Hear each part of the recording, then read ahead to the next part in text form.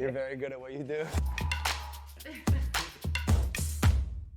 I want to get into the 7 tips, but before I do, quick story from my time at YouTube. Because I had a chance to work with so many amazing creators, celebrities, brands, but there's one person, one celebrity that really stuck with me as I started this channel and made that change that catapulted my channel. And that guy was James Corden.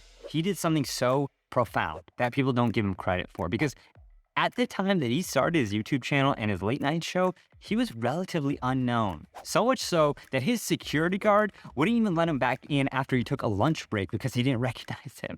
But today he has a much bigger YouTube channel than most of his peers, despite starting from behind. And it's because of this thing that he told us privately that he's now since said publicly on the Howard Stern show. A bad show for me is one, I think, where we've just made what I consider to be a talk show. Anybody could have read those jokes, done that desk bit, asked those questions, introduced that band and said goodnight. And the ones that I love are the ones where I go, big song, huge taped bit, out, carpool, sketch, music. Because you've said you view your show as a variety show, and I get that. For sure. You're not trying to do a talk show. No. And that brings us to our first tip, which is create content like Corden and not Colbert. Listen, there's 2 types of creators in this world. There are Colberts that have talk shows, do monologues, do desk bits, just do the same formats in their chair and don't really experiment. And then you have the Cordons. It's the people who experiment with different formats. We're going to talk about how to do that. They go outside of their studio. If you look at his channel, he has so many more formats, like Spill Your Guts or Fill Your Guts, Crosswalk Musical, Drop the Mic, Riff Off, Flinch,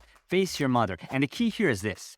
If you have more format, then you have more opportunities to hook a viewer into constructing their own episode. Because YouTube's algorithm will recommend your shorts alongside each other for them to binge.